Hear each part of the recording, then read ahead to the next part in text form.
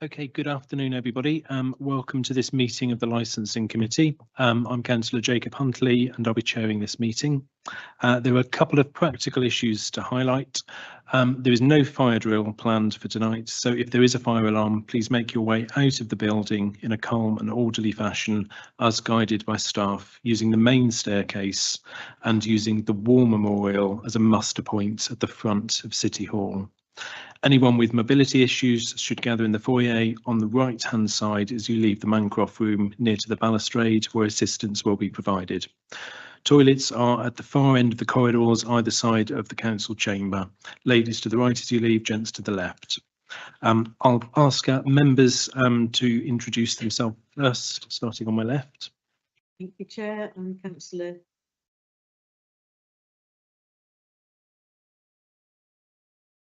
Caroline Ackroyd. Jess Carrington. Alex Catt. Good afternoon, Councillor Richard Laws. Councillor Ian Stuteley. Thank you very much, everyone. And I'll now invite officers to introduce themselves. Yep. Anne-Marie O'Toole, Food and Safety Team Leader and Interim Licensing Manager. Good afternoon, everybody. I'm Sarah Ashurst, the Head of Planning and Regulatory Services.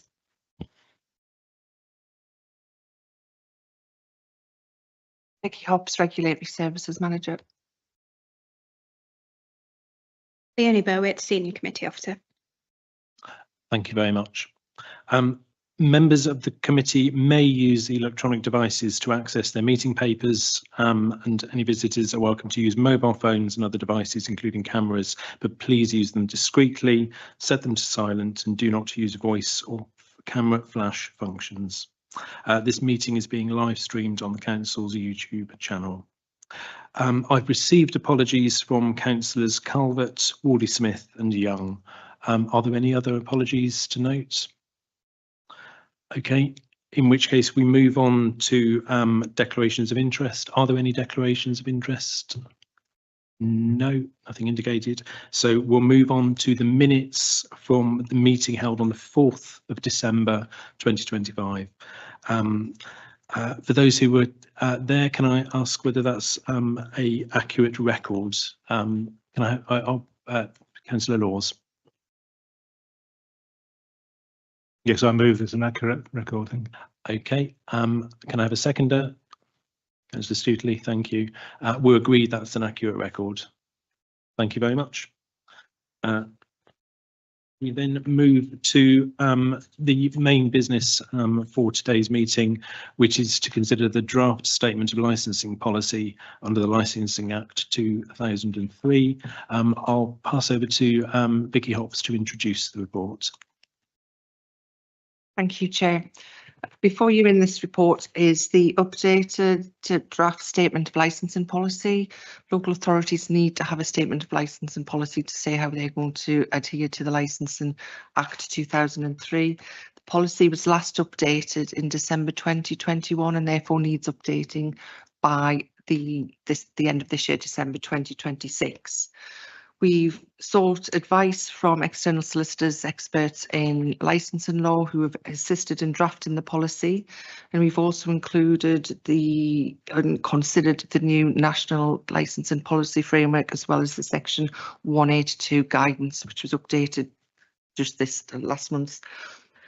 So before you is the draft licensing policy. If there is any questions on this, I'd be happy to take them. Just to add that any cumulative impact assessment will be carried out separately, as we are allowed to do this separately. So we will be looking at in conjunction with this consultation as well. Okay. Thank you very much.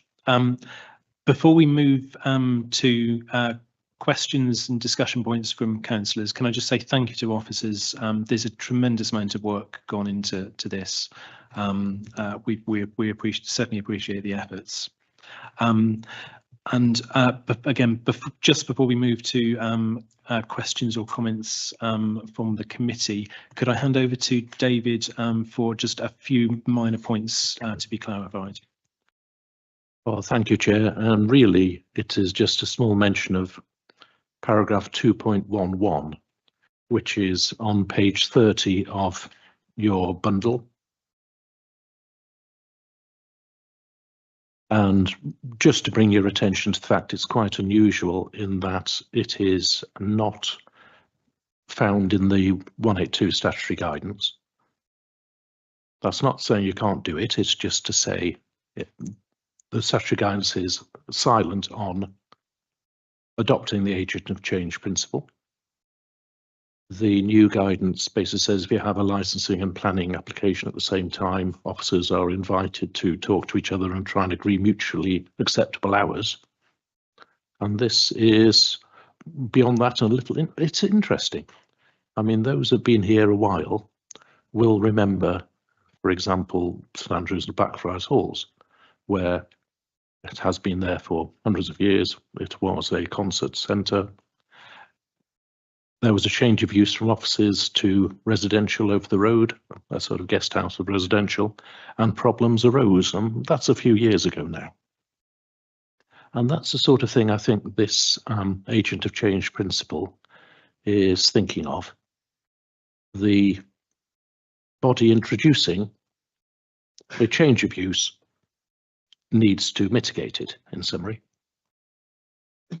Logically, though, that also works in reverse.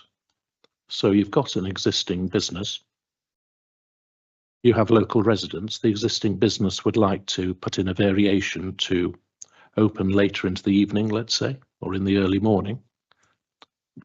Logically, this policy would also come into effect. How are they going to mitigate that, can they?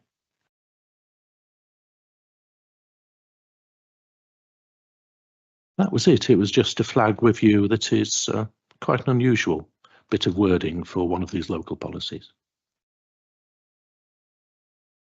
Can I just clarify that the actual agent of change principle is mentioned in the National Licensing Policy Framework, which is where this paragraph's come from, which says that we need to actually take account of the agents of change and we need to work in harmony with planning policy to avoid conflict.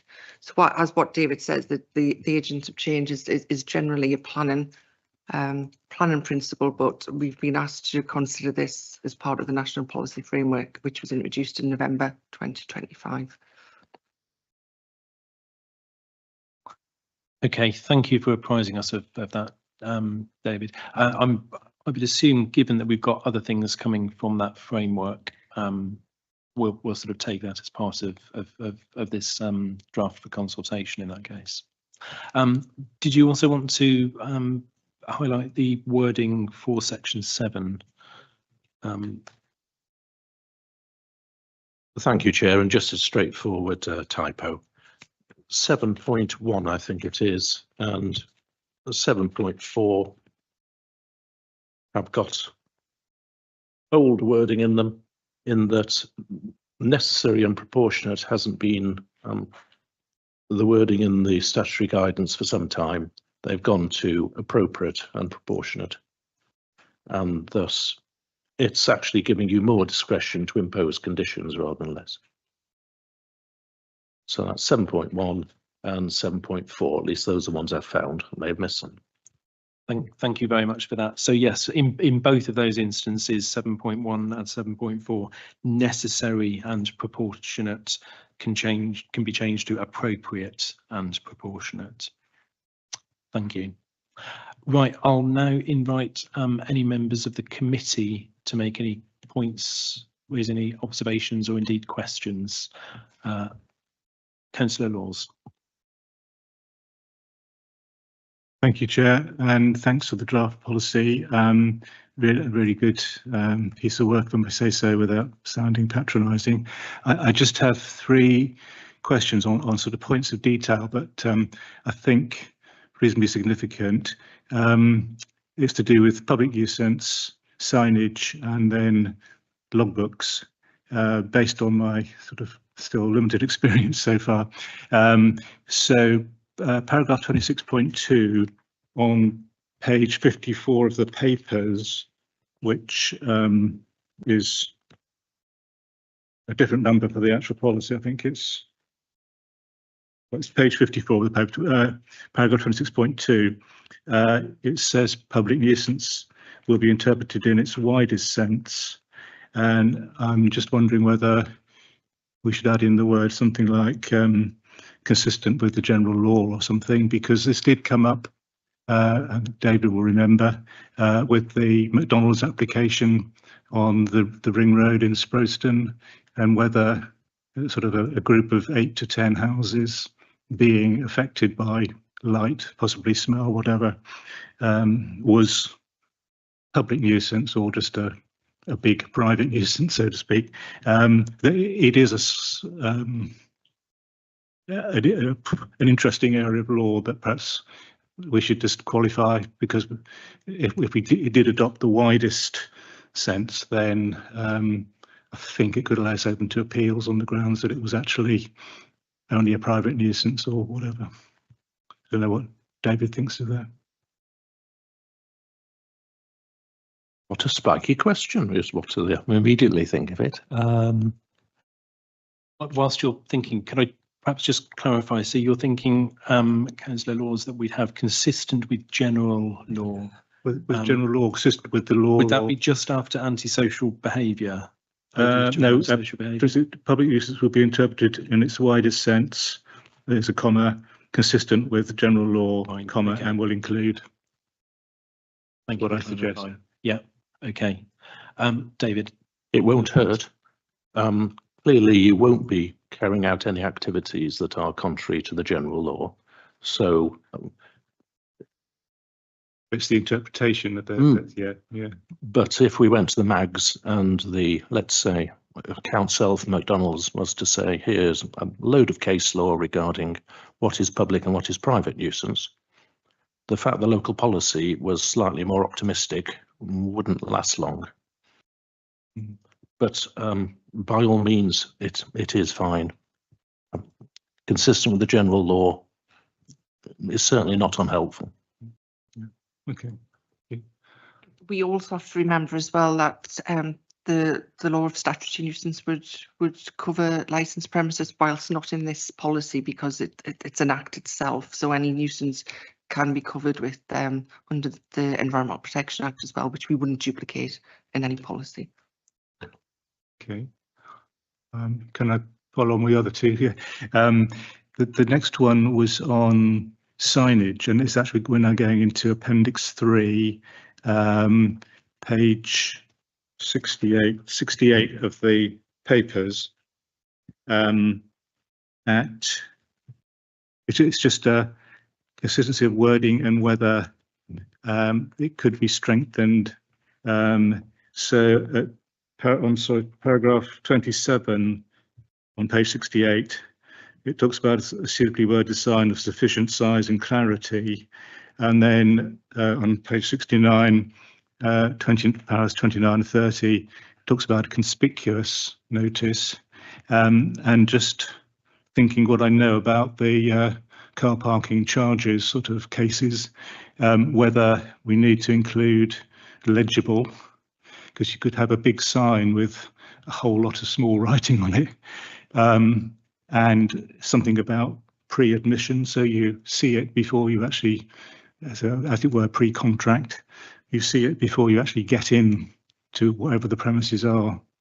So yeah, something about legible in there, and pre-admission, and possibly making the wording the same. Sufficient size and clarity and conspicuous probably mean the same thing, but just another thing to think about. How does that sound, Vicky and David? I think what you're saying is that we could make a more uniformed suggestion on the signage to have those a bit more easy to understand. I think definitely the word legible should be. Yeah. Just thinking, if it was outside of a building before pre-admission, there may be planning reasons why signage could not be affixed. So, Agent of change principle. David, do you have any thoughts on this? I think we're at that bit where these are draft and thus easily reworded possible conditions if they're felt useful. So any committee could insert whatever wording you like, frankly, so long as there's logic behind it and it's enforceable.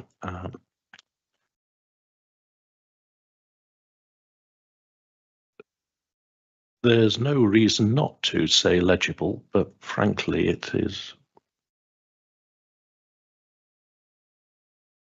odd if it was not. Yeah, well, just well, suggestion anyway to think about. Well, let's leave it as a suggestion that can be considered, particularly the uses of the, try that again, the usage of the word legible in how that can be framed. Okay. Yeah. My third one of mine, this is the end, and sorry to be a bit picky and nuisance. It's the Appendix 2 on public safety, page 71 of the papers, paragraph 11. So these are just suggested conditions, I think, and referring to my experience on the Taco Bell case, it says details also must be kept in a logbook. I think it would be, if we're talking about a suggested condition, it would be helpful to add where the logbook should be kept and for how long, and something about it being could be able to be inspected more or less on demand, or 24 hours notice or something by the authority. I think with Taco Bell we said on the premises for 3 years, subject to inspection at reasonable notice by the authority, something like that. But if we're going for suggested conditions, we can put some in that have actually been used and hopefully worked.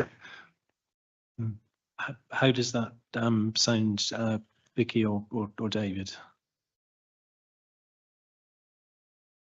Details of all safety checks must be kept in a logbook is a bit open to abuse, I guess. It has nothing to say it can be inspected, nor what format it's going to be in, nor who can inspect it, nor whether any copy can be made of it. So we could certainly tighten that up if it was felt necessary in a committee. You can do it now if you like.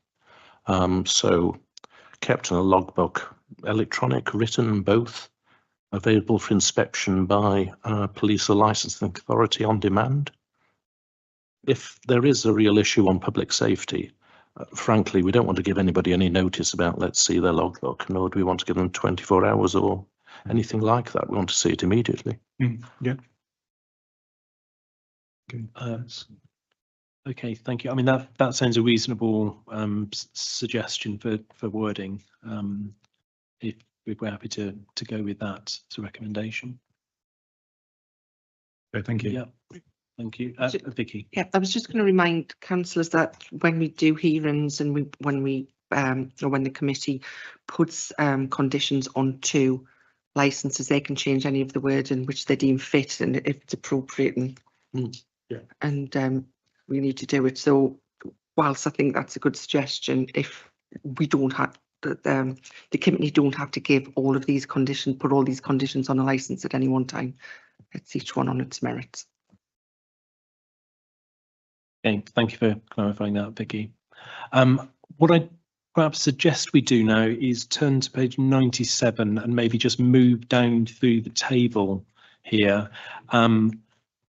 If there are any particular points that people have questions around, again, clarifications on wording or any elaboration of what's there, please just stop me as we go through. So is there anything for section 1? Councillor Studley. Thank you, Chair. I've got a number of questions related to this, but I think maybe a general one is about the changes that you've made, and you've indicated what changes have been made in this table. I wondered if it might be helpful to members as we go through to tell us which ones you've changed and how according to the national licensing policy. Is it the case that most of these are additions because of new policy that's been put in front of us, or are they done because we've missed it in the past, or it's desirable to strengthen these ones? Please, thank you. Thank you, Councillor Stukley.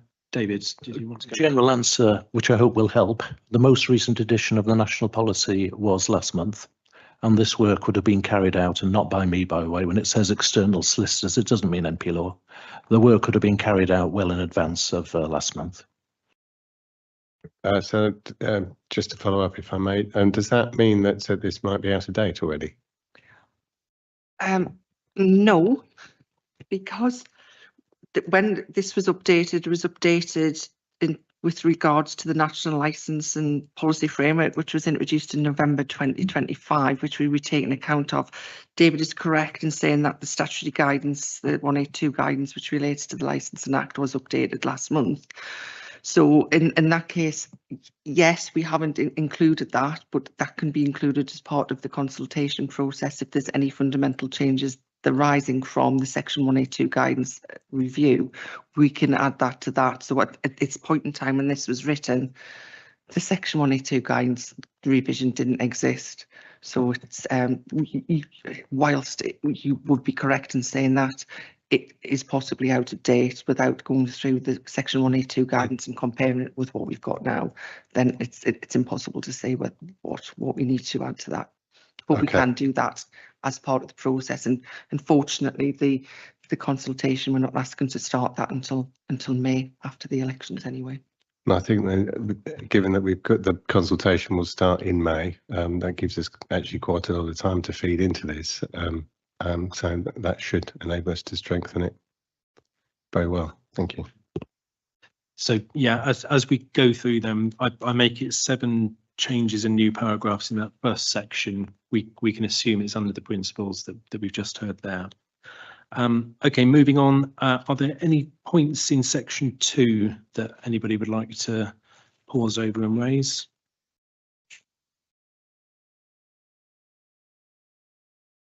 If not, if we can move on to section 3 here, I would just highlight there's some slight misnumbering around this. So paragraph 3.6, it should actually be 3.5. I mean, this is very sort of minor stuff, but just so that we're tracking that clearly as we go through. The flow chart is referred to in 3.5 there. Okay, moving on, is there anything in section 4 that people would like to raise anything about? And section 5? No, there's no change in section 6, so section 7 next. And then moving on to section 8.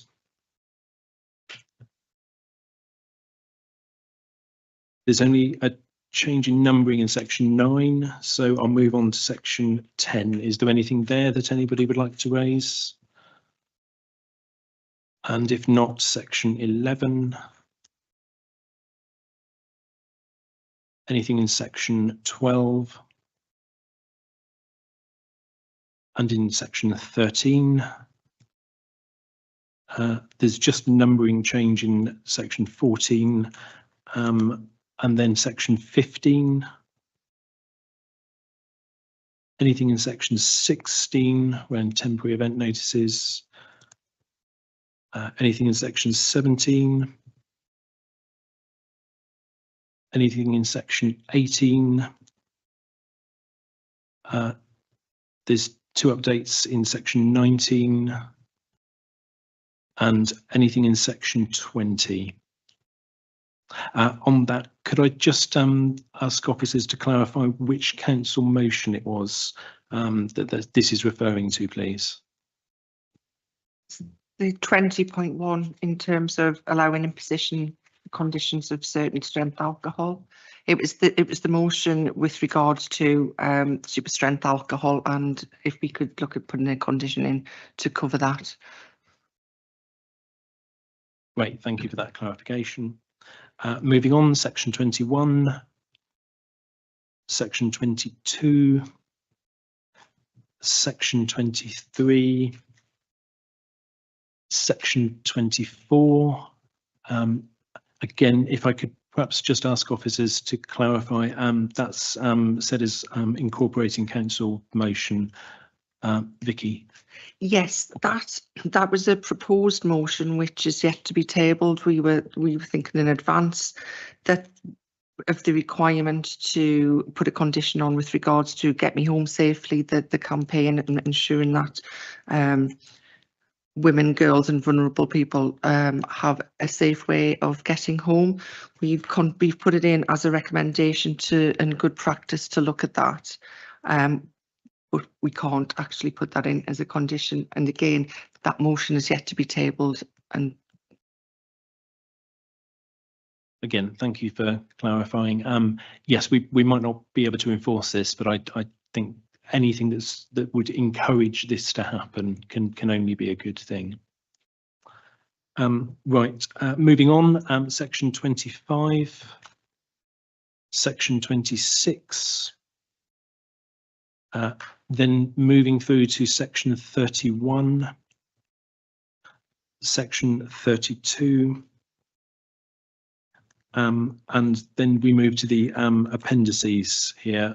Is there anything for Appendix 1, Appendix 2, Appendix 3, sorry, 3 and 5, I should have said, Appendix 6, 7, 8, 9 and 10. Okay, in that case, if there are no further questions, Councillor Stuteley. Yep.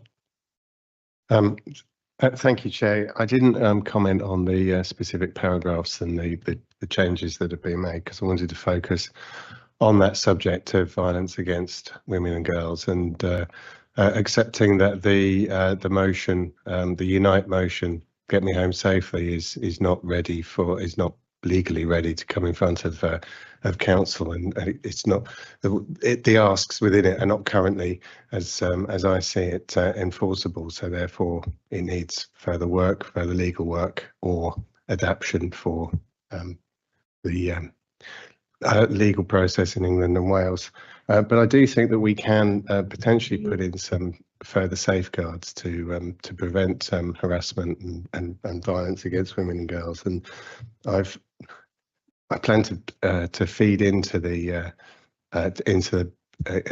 consultation with much more detail, and I don't think it's probably for this meeting to go into that great detail, because we will be here probably for quite a long time if I do that. But I've set out 15 areas that I think we could improve, and if it's okay with members, I'll just list them without putting any detail on it at this stage, and perhaps David and Vicky could respond with sort of first thoughts about whether there's scope within the licensing policy to add, to strengthen, especially perhaps to the model conditions.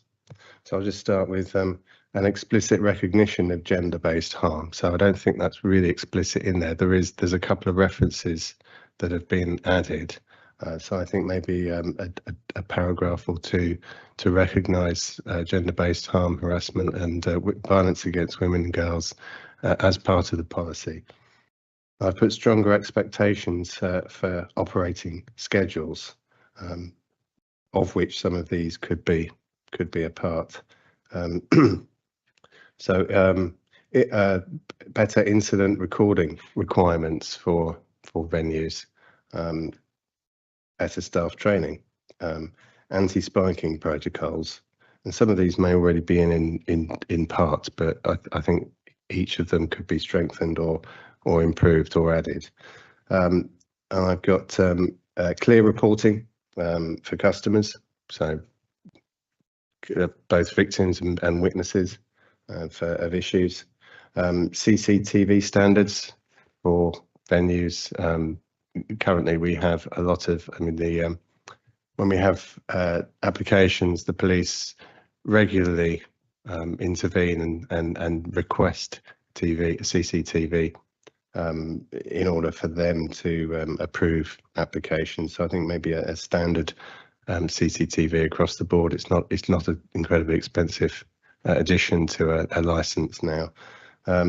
Doors supervisor expectations. Again, this is about problems that have existed in the past. I'm not suggesting that it's now, but there is potential for problems there.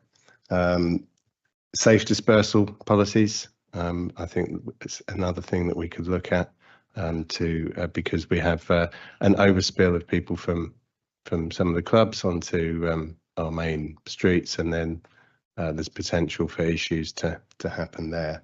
And then we've got greater management accountability.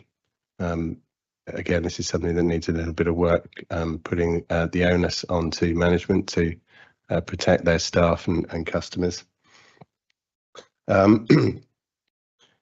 Clear license review triggers, so that if anything is reported, it is more likely to come to review than officers having a quiet word. I think we should have an approach where any incidents will trigger some kind of review. Data sharing where permitted by GDPR and monitoring. Encouraging industry accreditation. I originally put requiring it, but I don't think that's going to be enforceable. And improved safeguarding for staff, including getting home safely following a shift. And a risk-based approach to high-capacity venues. So they're the 15 areas of work that I'm going to feed into the consultation, if I may. But that will be in May. So just if we could have a little bit of initial feedback on those, I'd be grateful, please. Thank you very much for those, Councillors Dudley. Could you just repeat the last one, though? I didn't copy that down.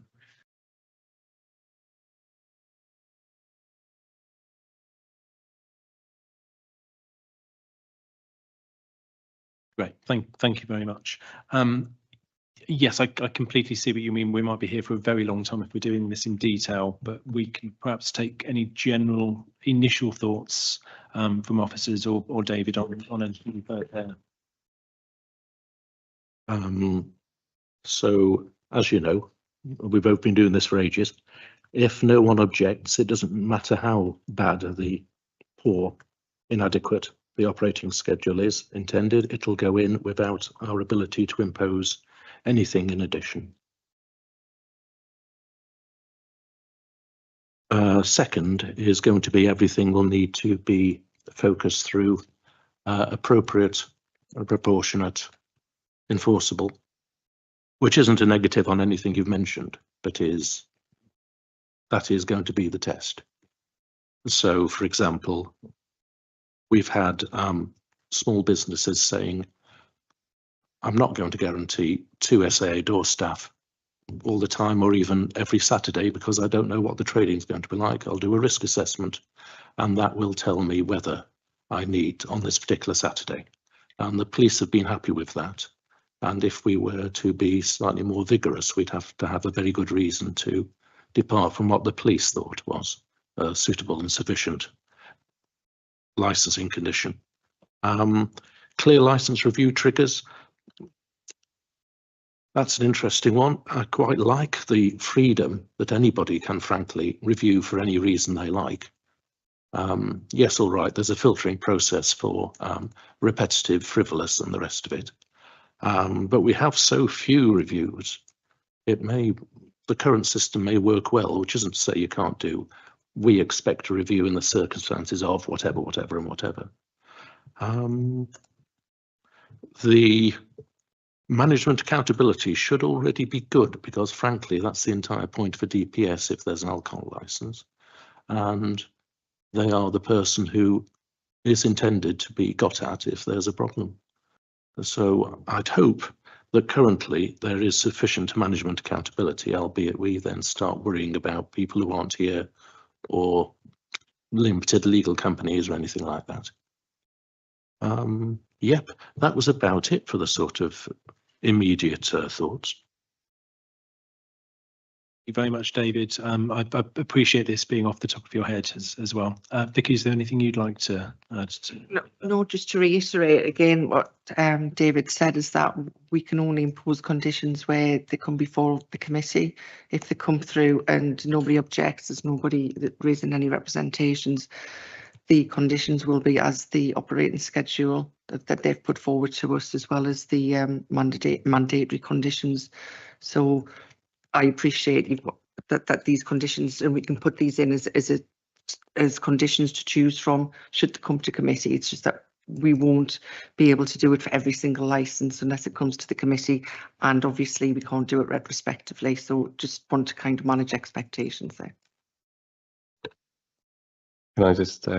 Yes, Councillor.